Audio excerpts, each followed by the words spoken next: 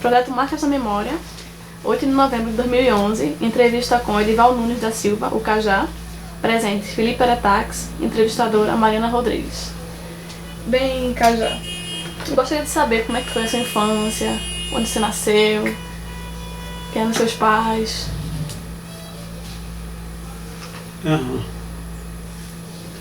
Os meus pais, Félix Nunes da Silva e Ana Moraes da Silva, nasci no sertão da Paraíba, na zona rural do município de Bonito de Santa Fé. Uma povoação de trabalhadores de pequena propriedade, de lavoura de subsistência. E aí iniciei minha infância lavando a terra. O jardim de infância foi o cabo da enxada e ajudar meus pais, como todos crianças e jovens e adolescentes fazem isso. E depois de acho que 58, então nos mudamos para uma pequena vila, já de outro município. Você tinha quantos anos nessa época, na mudança? Estava com 8 anos. Era novo ainda. Estava com 8 anos e nessa vila, nesse lugar, que hoje é uma cidade, chama Serra Grande, no Vale do Piancó. Então, passei a frequentar a aula, a escola, pela primeira vez, porque aí havia uma escola. Havia uma só escola que atendia as crianças daquela localidade, uma só professora para todas as disciplinas, desde a alfabetização, as primeiras noções de matemática, história, e assim chamava-se o primário e depois o ginásio. Nessa cidade só tem o estudo primário, que equivale hoje ao fundamental. Isso. E aos 17 anos iniciei na cidade grande da região, que é a cidade de Cajazeiras, assim poder acelerar os estudos que estavam bastante atrasados. Tem alguma lembrança assim da época do primário? Alguma coisa da escola mesmo? Uma lembrança marcante ou algo do tipo? O que mais marcava aquela escola primária era o fato de ter crianças que tinham no início, vamos dizer assim, mais de convivência com a escola, e outros como eu que tinham uma convivência com o trabalho, com o mundo do trabalho. E aí nessa cidade meu pai botou uma farmácia e ficamos dividindo a vida entre a farmácia e a atividade rural também. Continuava tendo roça para garantir a subsistência. Era farmacêutico? Era um socorro farmacêutico. Ele comprou uma licença de uma pessoa e aí ele instalou uma farmácia onde vendia os medicamentos e atendia primeiros socorros também. E eu ajudava. E a sua mãe só? Minha mãe fazia atividade doméstica e quando podia também ajudava ao meu pai. Ajudava quando era roça e também passou a ajudar quando passou a ter esse pequeno comércio. E lá em Cajazeiras, então, essa cidade tinha uma tradição política, uma tradição cultural muito forte, ainda tem até hoje. Uma cidade antiga, é diocese, era um centro cultural muito forte, lá no sertão. E consegui rapidamente tentar suprir esse déficit. Então, entrei na terceira série primária e no mesmo ano consegui fazer a terceira e a quarta. Fazer as provas no meio do ano, pegar todo o currículo do quarto ano, de julho até dezembro, e concluir em um só ano esses 2 anos. E aí você teria que se preparar para entrar no ginásio com um ano que chamava o ano de admissão, que era um resumo de todo o ensino fundamental. Então passei as minhas férias estudando esse livro enorme, a admissão, que tinha todas essas matérias, ciências naturais, história, geografia, matemática, as noções básicas para preparar para o que é o ensino médio hoje. Aliás, não, o ginásio, né? O ensino secundário. Hoje você tem o fundamental, primeiro e segundo, né? Então aí eu entrei no segundo, que era o ginásio, para concluir, após o ginásio, 4 anos, aí você tem o ensino hoje, que era o científico, hoje nós chamamos de ensino médio. E aí nesse período eu ainda aliava essa vida mais ou menos urbanizada de Carazeira, quando nas férias trabalhava na roça com meus irmãos, e ajudava na farmácia. Tinha quantos irmãos? Extrair dentes, atender pessoas que chegavam com os sintomas das doenças que vendo meu pai medicar aquelas pessoas, começava também. Tinha quantos irmãos? Éramos 4. Na verdade, nasceram 9. 5 morreram antes de enterrar a idade, por conta, creio, os médicos, não tinha médico na região. Todos esses partos foram em casa, né? E muita dificuldade do ponto de vista da própria nutrição, né? Do desenvolvimento da criança, a saúde, etc. Então esses 5 que se foram devendo ao subdesenvolvimento da região. E eu sobrevivi por teimosia, mas segundo a minha mãe, foram muitas promessas para garantir minha sobrevivência. Eu já com 12 anos ela teve que me levar para o São Francisco do Canindé, no Ceará, que disse que eu só sobrevivi por causa de uma promessa que ela fez para o São Francisco. E cada vez que eu tinha um problema de doença, ela dizia: meu pai, Félix, está vendo? Porque nós não pagamos a promessa, temos que ir pagar a promessa. E eu me lembro desse trajeto, numa estrada de barro, no Jeep. E foi eu terminei desmaiando no caminho, nessas estradas de sufoco, muito calor, muita poeira. E ela atribuía mais uma vez que era o fato de não ter pago a promessa. Era uma pessoa desse tipo, uma mulher sertaneja, muito honesta, muito correta, e nos criou assim. E a palavra dada tinha que ser cumprida. Então havia esse débito de São Francisco e teve que se pagar. Mesmo que no caminho fosse ceifada a vida. Morresse por quando. No momento que eu desmaiei, que eu me lembro, assim, ela ficou muito agoniada, então pegaram sal e álcool para massagear, para voltar, a pressão tinha caído a 0, até o coração bombeava novamente o sangue para a cabeça e tal. Aí em Carazeira nós conseguimos ter uma participação política no movimento estudantil, né? Primeiro contato com... Meu primeiro contato com a política se deu, na verdade, na eleição que elegeu Jânio. A eleição de Jânio e de Jango. Era Jânio para presidente e Teixeira Lott, Marechal Teixeira Lott, que eram candidatos comunistas. E os candidatos a vice eram separados. Era Jango, foi eleito Jango, que foi o candidato que nós votamos para vice, e o candidato que nós votamos para presidente perdeu, que foi o Teixeira Lott. Nós, a minha família. Eu ainda era... Então sua família também tinha... Era moço, mas na cidade só tinha essas 2 opções. E a cidade votou com Jânio e votou com Teixeira Lott. E meu pai fez parte dessas famílias que votaram com Teixeira Lott. Talvez não tenha consciência que fosse uma opção assim mais à esquerda, mas... No período da escola tinha Grêmio, tinha... Sim, aí em Carazeira nós fundamos o Grêmio. Eu participei do Grêmio, fui diretor do Grêmio. E no segundo semestre, em agosto, a Carazeira fez uma passeata contra o imperialismo, contra a manipulação que fazia os Estados Unidos nas escolas aqui do Brasil todo, da América Latina, com aquele projeto Aliança para o Progresso dos Estados Unidos, mas chamasse Aliança para o Progresso como se fosse da América Latina. Então eles distribuíam alimentos estragados, distribuíam soja, distribuíam aveia nas escolas, paróquias, e as pessoas iam fazendo a alfabetização de adultos. Isso tudo motivado pelo medo da Revolução Cubana. Esse projeto nasceu num congresso, num encontro da OEA em Ponta del Este, no Uruguai, onde participou do Che Guevara como representante de Cuba, e o John Kennedy, e o nosso Kennedy, e o nosso presidente aqui, o Jango. Era cheio de John, né, de J, né, Jango. E essa reunião foi uma reunião muito tensa, porque o Che afirmou a necessidade da América Latina vencer a miséria e a fome com a Revolução Social, superando o saque que os Estados Unidos faziam na América Latina. E o John Kennedy afirmou a necessidade de um projeto para ajudar a alimentar e alfabetizar a América Latina, senão descambaria tudo para o comunismo, seguindo Cuba. Que isso foi por conta da ignorância e do atraso das pessoas que foram para esse caminho.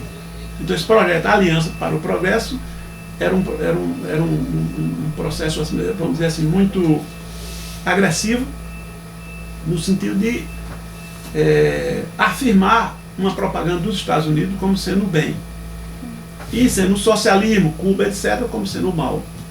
Então, no dia 22 de agosto, é o dia da cidade, em Cajazeiro. Essa cidade foi fundada em 1825. Mas que ano foi a passeata? Essa passeada foi em 67. Mas já tinha acontecido o golpe já? Já tinha, em 67. Eu estava em Cajazeiras. E então a UBS havia sido caçada. A AESP, a União dos Estudantes Secundários de Itaparaíba, estava proscrita. E a Associação dos Estudantes de Cajazeiras. Porém, existia realmente, na realidade. Então, o diretor, o presidente da ESC, diretor da ESP e diretor da UBS entrou na sala de aula para nos convocar para uma manifestação no dia 22 de agosto, na véspera, para impedir essa caminhada, né, passeata da Aliança para o Progresso, que tinha um projeto dela, era a Cruzada ABC, uma espécie de cruzada de alfabetização. Então, a Aliança para o Progresso havia várias facetas, uma da alimentação, outra da alfabetização. Então, as professoras ligadas e financiadas por esse projeto iam fazer um desfile com os seus alunos com a bandeira dos Estados Unidos na cidade, que era o dia em que os grêmios desfilavam para protestar contra o golpe de 64 e contra o domínio da cultura nacional pela cultura americana. Então, a cidade tinha essa tradição de, nessa data, ter aniversário da cidade, fazer essa manifestação. E então fomos surpreendidos com essa informação de um desfile com a bandeira dos Estados Unidos. E nós nos sentimos agredidos. O nosso líder, que era o Adalmir Coelho, entrou em sala, pediu licença à professora, me lembro como fosse hoje, para informar a gravidade dessa situação. Aí aproveitou, falou do golpe 64, falou do projeto MEC-USAID, que era um projeto que levava a subordinar o nosso MEC ao Ministério da Educação dos Estados Unidos, para tentar aquilo que tentaram no Chile e não deu certo, que era o projeto Camelô, onde você trabalha com o ensino pago a nível universitário, quem não tem, ou seja, quem é pobre vai continuar pobre, quem já é rico vai ter mais chance de ficar mais rico ainda. Então ele fez toda essa situação, fiz um esclarecimento, perguntei se havia risco de prisão, ele disse que havia risco de prisão, só o fato dele estar dando aquele aviso já era um risco para ele. Em seguida perguntei se havia risco de nessa passeata de confronto com polícia, de morte. Ele disse que havia risco também, entretanto, se Tiradentes não tivesse morrido pelo país, nós estaríamos ainda como colônia de Portugal. E se a gente quisesse seguir um caminho de covardia, a gente não fazia nada. Se a gente quisesse seguir um caminho natural da nossa emancipação, nós tínhamos que resistir ao golpe e ao acordo MEC-USAID e etc. Então, ali eu tomei minha decisão de ir para o golpe. Ele pediu que levantasse o braço. Minha decisão de seguir a passeata. Ele pediu que levantasse o braço quem iria, uns 5 ou 6 levantaram o braço. Mas nós conseguimos ir com uns 8 ou 10 lá, nesse dia. No dia seguinte, né? Fomos para a praça principal, Coração de Jesus, que é a praça central. E quando vinha chegando, então nós estávamos com umas 2.500 pessoas, estudantes. Eles pensavam que era para aplaudi-los. E já tinha uma senha, que quando o Adalmir apitasse, era um apito de juiz de futebol, né? Aquele apito no interior muito conhecido, a figura do juiz de futebol. E quando ele detonou lá o apito, né, como se fosse uma clarinetada, então nós partimos para cima do carro. É um carro coberto, um carro alegórico, coberto de cetim, ninguém nem viu o carro, tipo aquelas desfiles de escola de samba.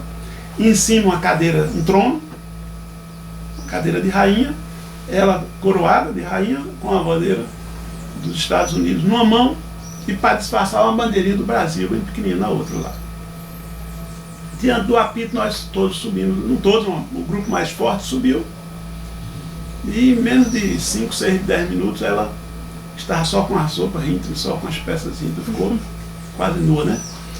E a garotada fez a festa, no olhar, tudo secundarista. E ela era uma mulher bonita, era filha de um grande comerciante lá da cidade, a Francisquinha, e era aquela presença marcante, o tamanho, tipo, escolheram uma pessoa, tipo, não porque tivesse alfabetizado, mas que pudesse ter uma semelhança de rainha. E em pouco tempo iniciou o discurso, né, ali na hora, foi transformado aqui no comício relâmpago, né? E o discurso contra o golpe de 64, contra a acusada ABC, a farsa que era a Aliança para o Progresso, quer dizer, a Aliança para o Progresso deles, dos Estados Unidos, não da América Latina. E quem fez o discurso? Vários, mas principalmente Adalmir. Eu não discursei, nessa época eu era um novato, estava começando, estava admirado com tudo aquilo que eu vim da zona rural. E me encantou toda aquela pregação, a determinação dele na sala de aula. Né? Ele era perseguido, a entidade era perseguida e ele era perseguido. Ele andava numa Vespa, que era a moto da época, né? E rapidamente chegava e rapidamente desaparecia, porque ele era procurado. E não o vi mais. Depois daquela manifestação, não o vimos mais. Porque daí veio o endurecimento, veio o AI-5, essa coisa toda. E depois eu terminei sabendo da morte dele. Uma morte trágica de acidente de João Pessoa a Cajazeiras. Mas já nos anos 70. Mas de acidente? De acidente. O irmão dele era um ator muito bom na Encadeira, um ator de esquerda. Eu fazia teatro lá no Grêmio, no nosso Grêmio, nós começamos a fazer atividades culturais de esquerda. E ele, terminei participando de uma peça com ele, que era um excelente ator. Era o nosso Tarcísio Meira, lá do nosso lugar. Grande ator. Dava um público inteiro num monólogo, foi uma peça Diário de um Louco, que é conhecida essa peça, acho que é tem uma russa e tem uma com o mesmo título, e tem uma chinesa, Diário de um Louco. É quase a mesma coisa, contando o mundo, a história por esse louco, né? Mais de uma hora de cena. Só tinha, assim, cultural, só tinha o teatro, tinha a música, tinha outra coisa? Não tinha música acompanhando, mas essa peça que eu estou falando era um monólogo, né? Não, assim, na escola. Não, na escola mesmo só tinha sala de aula. A cidade é que tinha uma tradição política. A escola não tinha essa coisa toda, né? A cidade é que tinha uma tradição de muito tempo. Pra você ter uma ideia, em 45 teve um candidato comunista para deputado federal na chapa com Luiz Carlos Prestes para senador. E foi bem votado. E essa figura nós terminamos descobrindo criamos relações com ela depois desse. Ficamos amigos e tal, muito próximos. Depois montamos uma célula do partido quando eu vinha para Recife, tá? Nós desenvolvemos uma atividade política bastante grande nesse período aí, mas não foi assim de um dia para outro. Nessa passeada terminaram, o tiro de guerra chegou, que é a unidade militar do exército que fica na cidade, uns 80 homens de fuzil no punho, de sabre na ponta do fuzil, nos cercou e muitos foram embora, e aí começou a arrancar os paralelepípedos para enfrentar esse batalhão, né? Comandado por um sargento chamado Sargento Barbosa, que era uma autoridade do exército na região. E aí terminamos 12 presos, mais uma prisão rápida, uns 2 ou 3 no hospital, tanto de soldado quanto de estudante. A refrega foi muito grande. E à noite todos saíram, graças a um jovem que estava fazendo direito aqui, que tinha sido presidente do DCE da Católica e caçado pelo 477. E lá ele estava já começando a advogar e foi na delegacia, junto com o diretor do colégio comercial, que é um colégio grande, Monsenhor Vicente Freitas, um padre, bastante tido como muito corajoso na cidade. Os dois foram lá e libertou todos os 12. Você estava no meio dos 12? Não, eu não fui preso nessa ocasião. Fiquei entre aqueles que estavam acompanhando, ajudando, apoiando, o que já era muito, para minha origem, já era muito peso, muita responsabilidade. Depois disso começou um período de caça, de perseguição àquelas pessoas, ao nosso movimento. O movimento da Aliança para o Progresso também recuou. Foi muito desmoralizante para ele, né?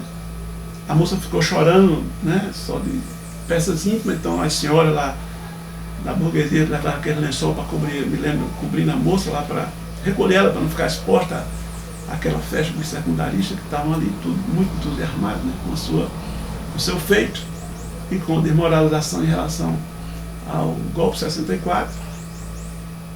Então, um período de caça, e nesse período eu fiz também uma reflexão. Minha mãe, que tinha me estimulado, me apoiado para sair da roça, para me dedicar mais, ela achava que dos filhos eu era quem tinha um perfil para o mundo acadêmico. Ela queria que eu fosse ser padre, e ficava insistindo muito, porque meu filho era um padre, e terminei. Nesse período que eu voltei de férias, Então, ela me fez essa proposta e eu digo, eu aceito, topar essa experiência. E os que eram dessa cidade, os únicos que faziam curso superior, passaram pelo seminário. Era uma região muito pobre e o seminário você Era referência. era uma referência, você ficava ali um tempo e depois fazia vestibular, ia para uma pessoa, para Fortaleza. E então eu fui para esse seminário, fiquei 2 anos. Aí dentro nós levamos uma experiência, então criamos o Grêmio, eu fui diretor cultural do Grêmio, já com mais consciência, e me tornei marxista dentro do seminário. Tive acesso à biblioteca, uma biblioteca. Como era a relação assim com os colegas, com os padres? Muito boa, com os colegas muito boa, porque tinha esse negócio de muito esporte, tem um tempo de jogar futebol, de jogar xadrez, jogar ping-pong, tinha muito estudo, muita reflexão. É um quartel, né? Ainda não um seminário dele, mas nos pés de um quartel. Tem uma sineta que toca para acordar, para dormir, para fazer refeição. Todo mundo age coletivamente. Então, tem a muita questão disciplina. de padres progressistas? Sim, são os padres. O reitor era um bispo. E reacionários. Sim. Os progressistas e os reacionários. O bispo poderia ser, claro, catalogado como um bispo reacionário. Por exemplo, ele não gostava de Dom Helder. Ele não participava da reunião que estava marcada a nível de Nordeste, quando Dom Helder, que era o presidente da Assembleia Regional, quando Dom Helder era o presidente da associação, ele não ia. Né? Havia padres progressistas, padres de origem italiana, que era um professor lá, muito culto. Esses padres terminavam sendo com quem eu dialogava mais. E ficamos seminaristas por 2 anos. Ainda se usava batina aos domingos para descer para a catedral, para a missa, para ajudar a concelebrar a missa com o bispo. E então a gente tinha, vamos dizer assim, dediquei muito ao estudo, me dediquei fortemente. Quais foram as suas primeiras leituras nessa época? As primeiras dificuldades nossas foram exatamente para superar aquele déficit que eu falei. Uma coisa era os sinais que chegavam, que era filho das cidades maiores, tipo Cajazeiro, ou Souza, ou daquela região, onde tem jardim de infância, tem escolinha para menininho, para bebezinho e tal. Outra coisa é aqueles que tinham achado para começar a sua vida de infância ajudando os pais no trabalho, né? Então a primeira foi vencer essa dificuldade. Então, ao entrar no seminário, já tinha latim, além de português, latim, grego, francês, inglês e as demais matérias. Então minha primeira barreira foi essa. E com a bibliografia marxista, como foi que o senhor teve contato? Bem, aí essa primeira etapa eu levei para, como eu disse, estudar para tirar esse atraso, porque eu vi que outros estavam mais desenvolvidos do que eu. Então eu senti uma certa vergonha de já estar ali com 17, 18 anos e tinha gente na mesma grau escolar meu que tinha 15 anos, 16 anos. Então aquilo, os outros tiravam o tempo todo de recreio para jogar bola, então eu não me dediquei à bola, me dediquei ao estudo, à leitura. Terminava o jantar, então não tinha mais aula, tinha salão, atividade que o seminarista pode ter para a sua cultura. Ali nesse intervalo você vai para a sala de aula, tem um prefeito de estudo, que é um chefe da disciplina, fica lá sentado naquele birô para atender alguma consulta que você queira fazer. Então você fica pesquisando, pode ficar lendo, pode fazer uma carta para a família, você pode ler um romance. Ali é uma atividade complementar à atividade escolar, que está programada lá, vamos dizer, no currículo. Ali não está dentro do currículo, você faz aquela atividade. E se apoia na biblioteca, vai buscar livro na biblioteca do seminário. E havia também muito essa história do voluntariado. Nós éramos integrados, vamos dizer, aos serviços da casa e até à produção da casa. Lá tinha, como é grande, é um latifúndio. Então nós tínhamos que plantar, colher, limpar. E nisso aí eu já sabia fazer muito bem, e outros não sabiam, era a primeira vez que pegava uma enxada e produzia muito menos. Eu tirava minha tarefa mais cedo e vinha para a biblioteca. Então tinha uma pessoa que era nomeado o bibliotecário. Era um rodízio, ficava um mês. O serviço de garçom para servir a alimentação na hora daquela refeição, que é coletiva imensa, para aquelas 200 e tantas pessoas. Então era uma equipe de 8, ficava uma semana de rodízio. Então, quando fui... Aí um amigo meu ficou nomeado, que era desse grupo mais chegado, um seminarista, por sinal da minha mesma região. Ele foi seminário, ficou bibliotecário e surpreso trouxe um livro para mim que questionava a fé, essas coisas, e várias obras marxistas, né? E eu fiquei curioso, que aquilo era muito importante, agora a gente tem que ler com muito segredo, senão a gente era expulso. E havia um conterrâneo nosso, dessa nossa mesma região, sido expulso do seminário, porque tinha se proclamado marxista. Foi considerado ateu e terminou, faz uma rebelião lá no seminário, porque a refeição era muito ruim, uma janta sempre muito magra, uma sopa. E esse seminarista, uma vez chamado Manuel Freire, ele pegou uma bandeja, juntou todos os ossos, seminário não pode levantar, tem um garçom que está servindo, é uma mesa enorme, na frente tem a mesa onde está o bispo, os padres, os professores, ali só podia ser professor padre ou o bispo ou os padres. Uma disciplina muito forte e ali você não sai do lugar. E todos comem alimento, em silêncio. Reza antes da refeição e reza depois da refeição para agradecer o alimento. E Manuel Freire coletou os ossos numa bandeja maior, daquelas que o garçom traz para servir, e depois se levantou e fez um discurso, oferece um leilão, quem dava tanto por aquele osso para leiloar aquilo para Dom Zacarias, aquela ceja de osso, né? E aí o bispo tocou a sineta e fez uma reza, disse que o demônio tinha se apoderado do rapaz. Desculpa. E à noite, então, foi uma tragédia dentro do seminário. Isso foi antes de eu chegar. E, portanto, já tinha uma tradição em relação a essa postura, né? Esse comportamento. Desculpa, interromper aqui, o companheiro foi embora. Tá gravando, né? Tá. Desculpa. Diga, já tá pode. Então, havia como que um fantasma de Manuel Freire dentro do seminário. E por isso a biblioteca era selecionada, não era um rodízio para que todos participassem, mas alguns seminaristas participaram do rodízio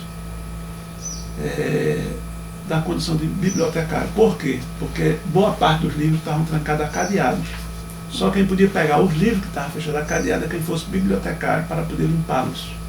Os demais, todos podiam levar para consultar. Os que estavam trancados, aqueles não eram, só os padres poderiam pegar esses livros fechados, que eram as obras marxistas. E a curiosidade de Luiz Alves, que foi esse que hoje é um dos colunistas do jornal A Verdade, que escreve Os Heróis, veio para cá depois que eu vim.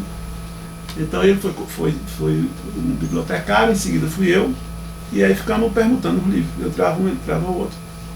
Esse nós só podíamos ler depois das 10 da noite, quando todos deitavam, dormiam, então era que nós podíamos ler. E o livro que mais nos influenciou é um de Anatole France, chamado A Rebelião dos Anjos. Não sei se vocês já conhecem esse livro. Podem ler, que é um grande romance. A Rebelião dos Anjos. Era um autor francês contemporâneo de Marx e extremamente materialista, cujo centro da sua crítica era exatamente o catolicismo, a Igreja Católica. Então ele pegou assim todos os autoritarismo, experiência de dominação, de crime da Igreja, dessas autoridades papais, e ele fez uma crítica mordaz. Obrigado. Obrigada. Pode me chamar quando calma chegar, viu, essas duas companheiras. Ele disse que não tem problema não, que não chegaram ainda não, viu?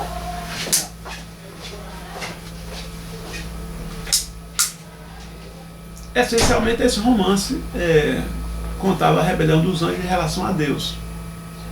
Deus pediu férias um tempo para vir rever a sua obra, a sua criação aqui na terra como estava, e chamou o anjo mais culto, mais preparado, que era o seu braço direito, na verdade devia ser chamado braço esquerdo, para ficar no comando da constelação celestial, etc. Então, muitos anjos, aí descreve qual é a categoria, os mais rebaixados, que é o anjo da guarda, que é vamos dizer, a ralé da constelação, e os anjos querubins, os serafins, etc., que são os caras mais graduados.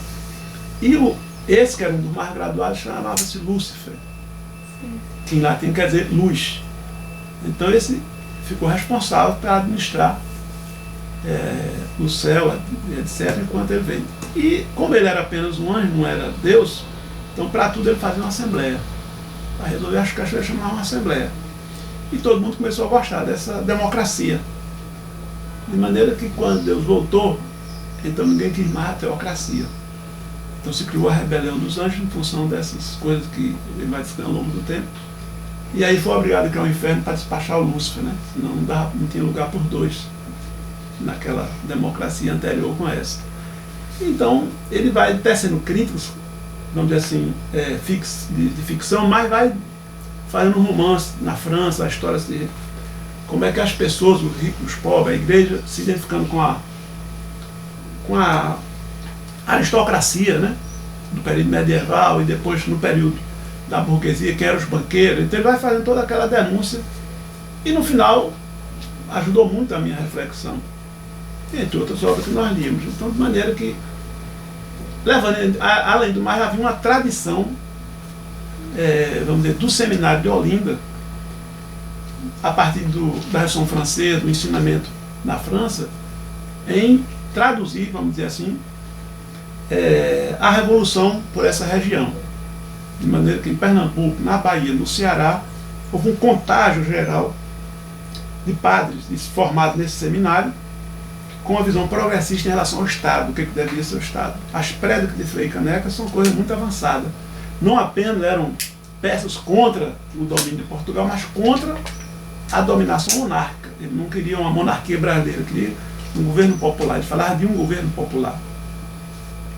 E Cajazeira é fundada a partir de um dos padres que saiu daqui expulso, perseguido, e parou debaixo de um pé de cajazeira, numa pequena vilarejo, num sítio, no mato lá, e montou essa cidadezinha, um colégio. A cidade nasceu à beira de uma pequena escola. Então havia uma certa tradição, vamos dizer assim, de rebeldia por aquela região, e nós nos contaminamos com ela.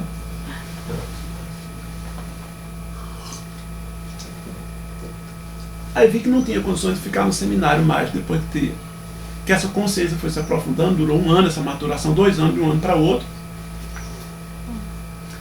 Procuramos dar um caráter mais cultural ao Grêmio.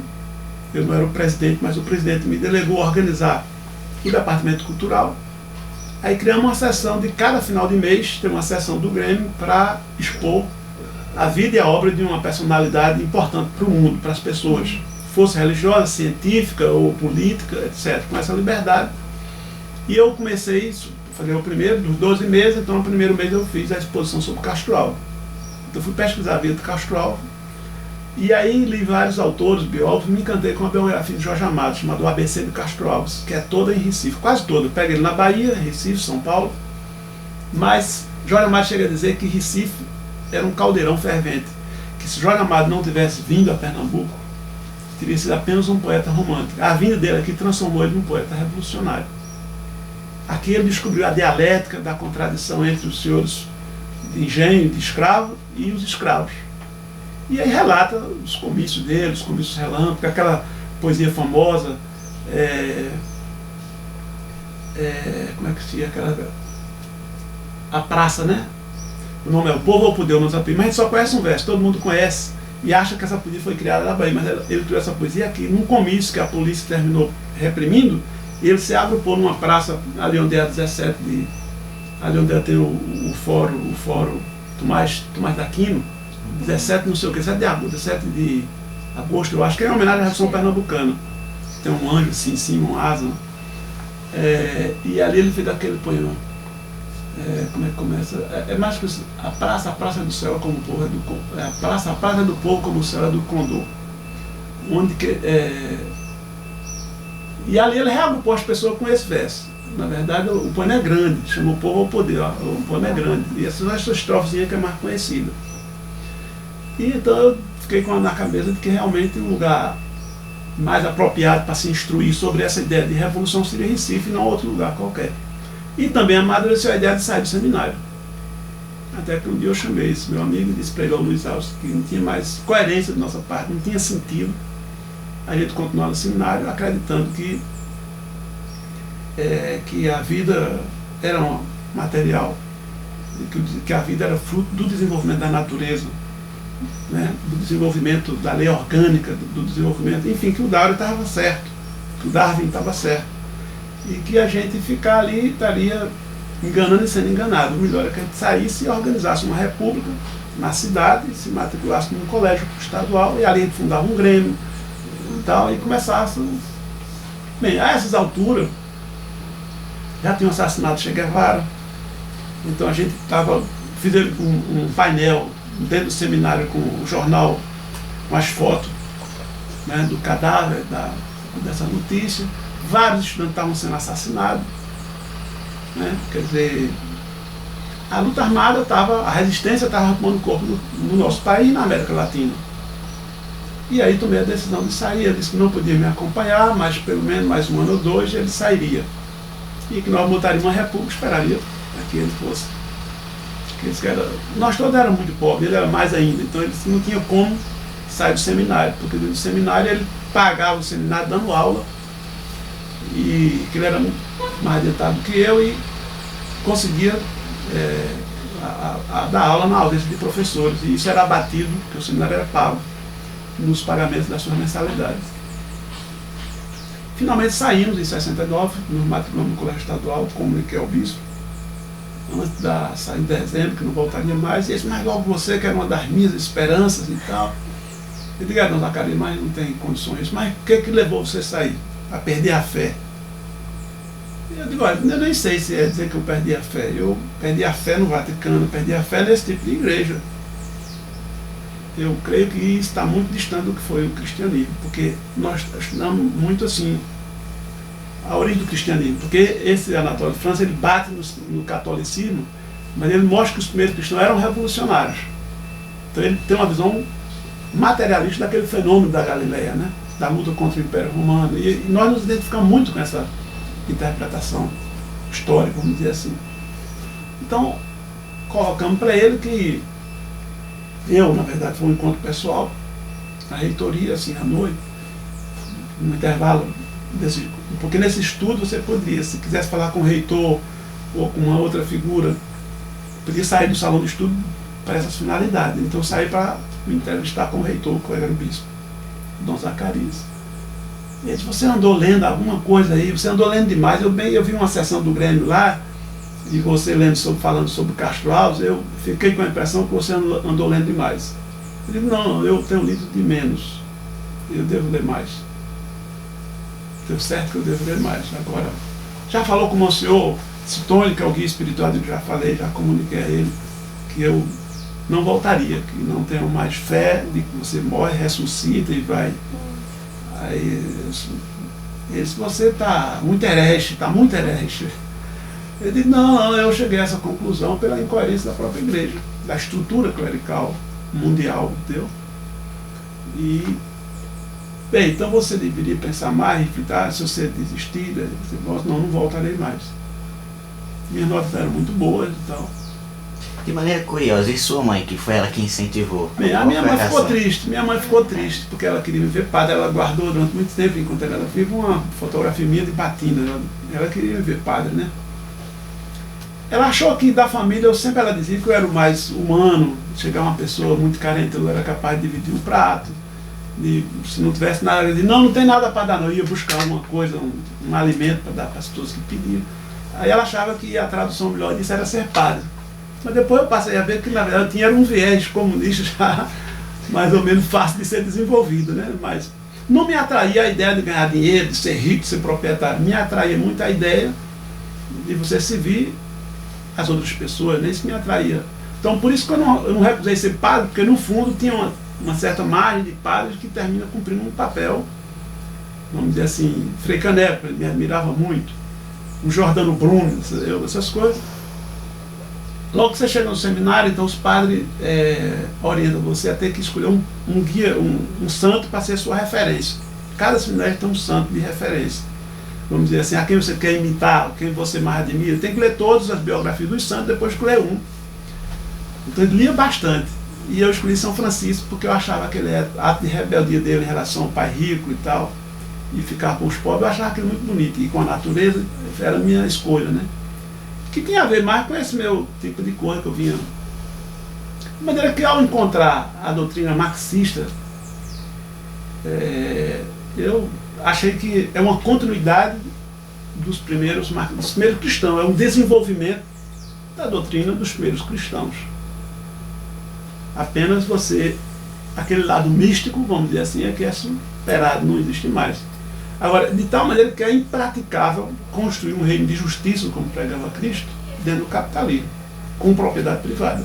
Portanto, passa por uma revolução socialista, que socializa a riqueza e que distribua por um mecanismo de igualdade até superar as classes, só superar as classes e superar a propriedade privada. Então o cristianismo não podia desenvolver essa teoria porque isso é ciência. A própria compreensão do surgimento do Estado pelos marxistas deixa claro que isso não é uma... Ao contrário do que os historiadores burgueses botam, que sempre existiu ou que vai existir sempre, teve começo, a partir de um determinado momento da história, e também poderá ter fim. E que, aliás, o tempo anterior, que ele chama de pré-história, é muito mais longo do que o tempo que nós temos de existência do Estado. Então, quer dizer, e se ele é um sinônimo dessa opressão, que viabiliza a exploração dos pobres pelo rico, quando isso acabar, evidentemente, nós podemos pensar em reino de justiça e de igualdade. Você faz uma greve absolutamente justa para melhorar o seu salário, como agora os operários da construção civil fizeram, chega a tropa de choque. Qual que não faz? Por que você não vê os empresários da FIEP reunidos, tem uma tropa de choque, quando eles chamam a decisões dele, por exemplo, de não pagar os direitos dos trabalhadores? Porque o Estado é deles. Então a compreensão dessa doutrina fantástica, do ponto de vista econômico, social, filosófico, ela que de fato é o que há de novo nos últimos séculos.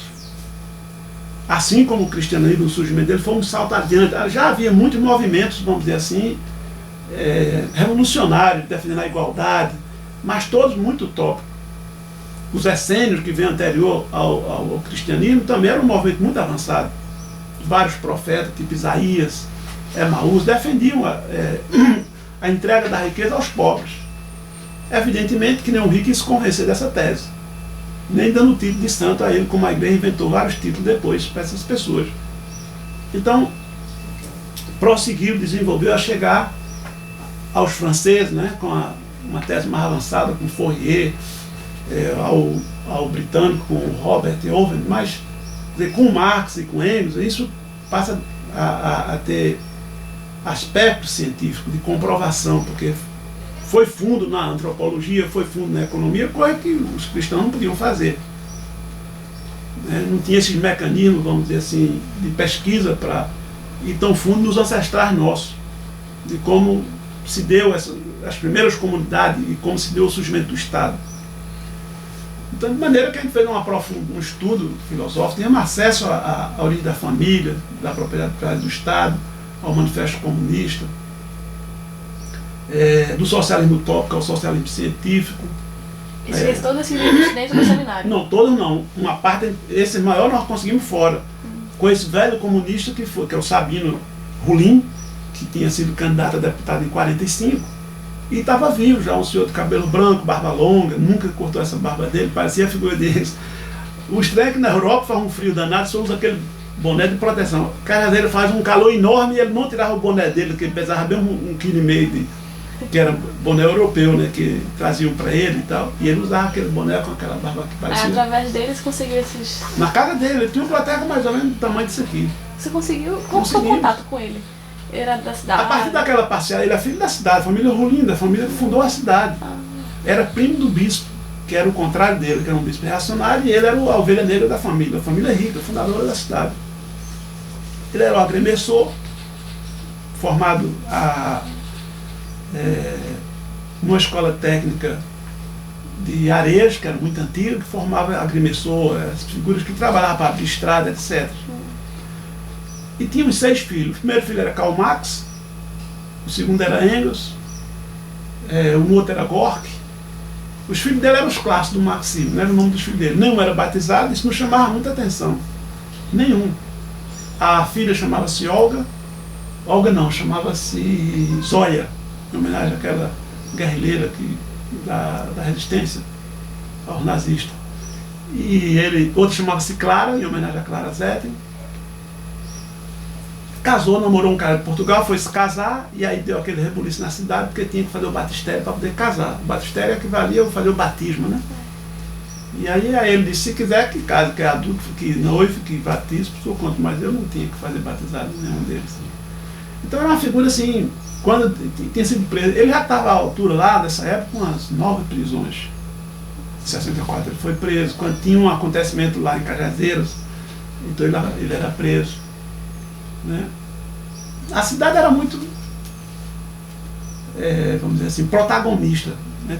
Quando começou aquelas bombas nas bancas de revista, lá no Rio, primeiro teve uma bomba lá dentro do cinema em Cajazeiras. Não sei se vocês viram, o Comércio botou uma reportagem com 4 final de semana, com uma reportagem sobre essa bomba em Cajazeiras. Você não viu nessa reportagem? Eu até fui entrevistado numa página inteira, falando que na época eu estava lá. E aliás, ela tinha saído, até vim para cá. E essa bomba foi botada debaixo da cadeira do bispo. O bispo era dono de um cinema da diocese. Ele gostava muito de cinema, era ficcionado. E sentava na mesma cadeira sempre. Aí a extrema-direita botou uma bomba ali debaixo para cruzar a esquerda do Cajazeiras. Quem é preso? Sabino. Para explicar essa bomba lá. Então, quando tinha uma pichação, a gente fazia, esse nosso grupo fazia pichação na cidade, fazia a Baixa Ditadura, viva a Liberdade. Esse grupo era o Grêmio? Não, nós montamos uma célula, nós chegamos a nos organizar. Quando montamos essa república, então ali nós conseguimos ganhar todos os grêmios da cidade. Quando saiu do seminário, fomos morar nessa república, alugamos uma casa e fomos morar junto. 5, 7, no final quando eu saí para cá nós já éramos 7. E 4 deles eram ex-seminaristas. Então essa fundação foi em que ano, mais ou menos? Essa república foi em 69. Montamos uma república lá. E também descobriram que esse nome república era uma tradição da luta contra a monarquia. Nessa obra de Jorge Amado ele explicava que a república eram os estudantes que lutavam contra a república. Quando tinha 3 ou 4, então se denominava república, não por ser a casa, mas por ser um grupo de pessoas contra a monarquia. Como era o funcionamento dessa república? Eram os comunistas. Eram todos comunistas. Ali nós aplicávamos o centralismo democrático. Ali nós estávamos em Prado que a gente lia o manifesto, a gente estudava cada um individualmente, depois fazia um estudo junto. Tinha panfletagem? Tinha.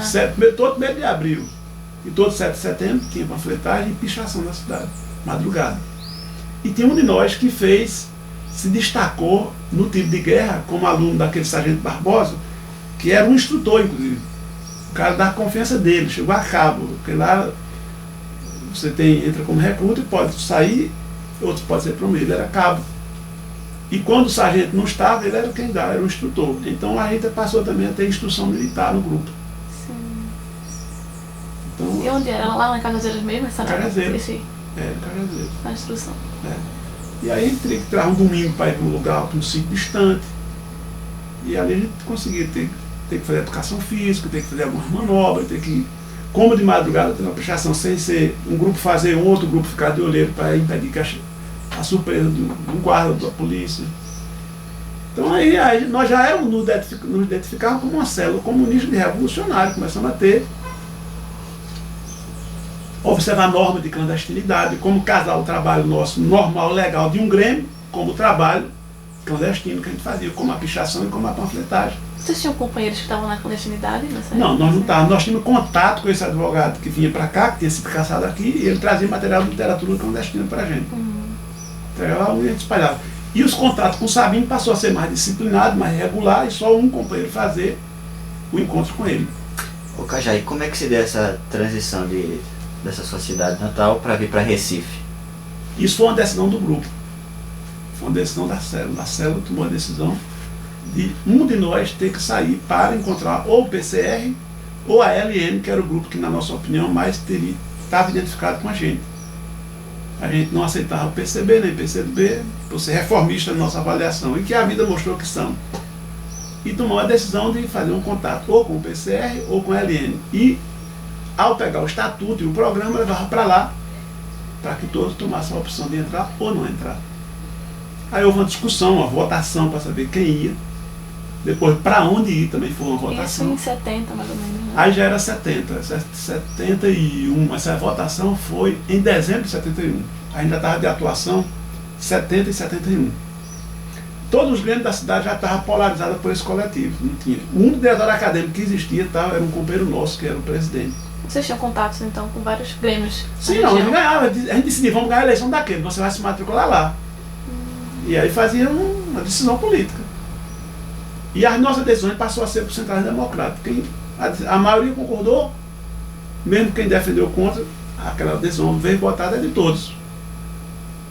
Quem foi contra vai ter que acatar.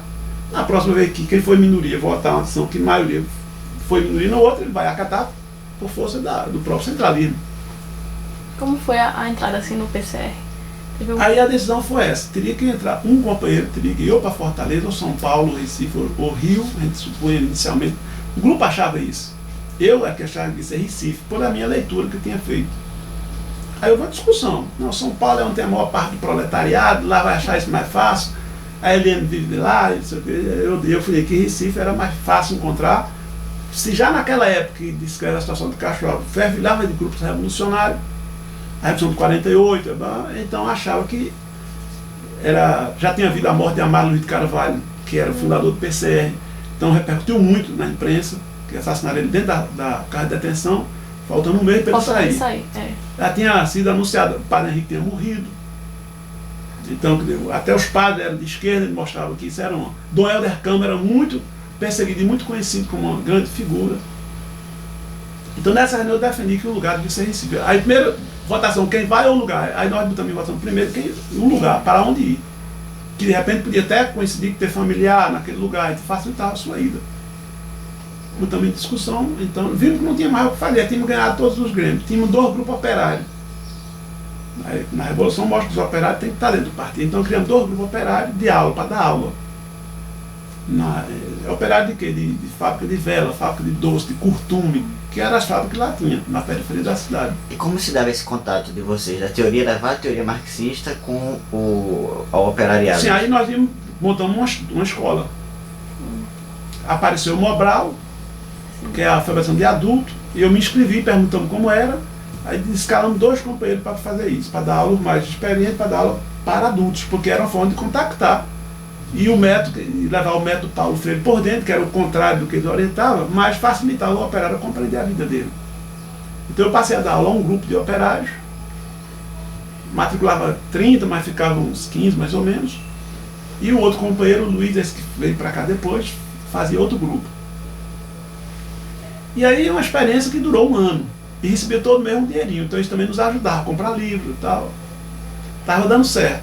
Mas também começaram a desconfiar que os operários que estavam nas nossas aulas eram diferentes dos outros. Questionavam e ficavam destacando como exemplo, quando não, tá, estou reunista, mas eles disseram, não, isso aí não é bem como estou dizendo, não. Então esse cara viu isso. Porque os outros, o que deu na imprensa está dado, é fato, ninguém questiona, né? Saiu no jornal, deu na rádio, deu na televisão, é verdade. A gente conseguia fazer esse questionamento, né?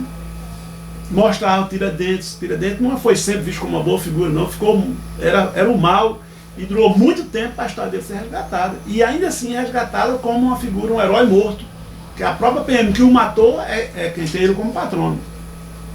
Então essas coisas todas saíram no decorrer da nossa aula.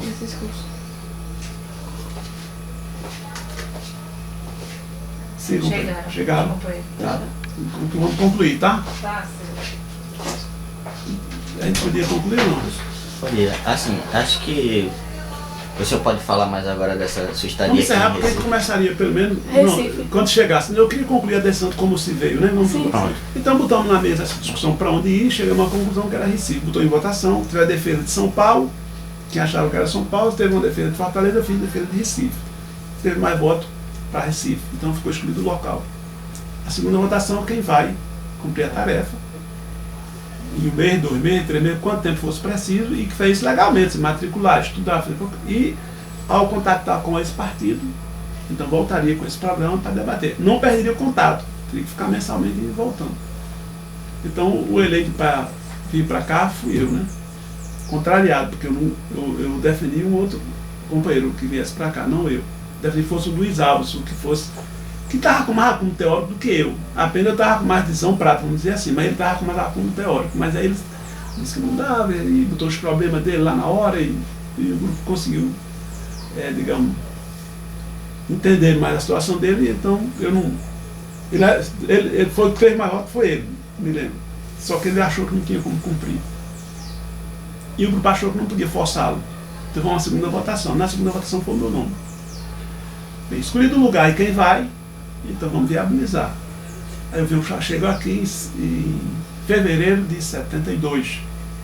E de preferência para estudar no GP, que era o foco, foi onde teve mais mortes, ondas, etc. Então, lá em Itamaracá tinha uns 3 ou 4 que tinham sido do GP, que estava preso. Então era o foco aqui da luta secundarista, era o GP. Então me matriculei lá, consegui uma sorte muito grande, tinha a placa lá, não há vaga, não insista. Eu consegui me matricular nesse colégio. E como é que foi uma perguntinha assim, a sua mãe, o que achou dessa sua mudança? Sim, aí minha mãe e meu pai, eu fui para lá dizer para eles que ia para Recife. Evidentemente que eu não ia dizer por quê. Que era um centro mais desenvolvido, que eu ia conseguir ter um estudo melhor, que eu ia conseguir trabalhar para me manter, que eles mandavam ajuda para mim lá. E aí ele não... Aí meu pai disse, olha, eu estou de acordo que você vá, que tudo isso é um benefício para a sua formação. Entretanto, nós não temos como continuar ajudando. Eu disse, não precisa mais. Lá, o que era básico já me deu, foi garantir um ginásio. Ele até disse, se você quiser agora não volta mais para a roça, pode ser um professor primário, você pode trabalhar no comércio, que eu também tinha feito um curso do Senac, então, como comerciário. Eu digo, não, o senhor já fez tudo que era preciso fazer, não é preciso, eu vou por minha conta me autossustentar. E espero até poder lhe ajudar. Aí eles me liberaram, meu pai, minha mãe chorou bastante, mas todos queriam que eu concluísse meus estudos, eu tinha feito ali só o ginásio. Então iniciamos aqui para reorganizar o Grêmio do ginásio, que estava um fantasma por conta do Jonas José, muita perseguição. Aí é uma história que depois a gente pode pegar mais adiante, combinado? Certo.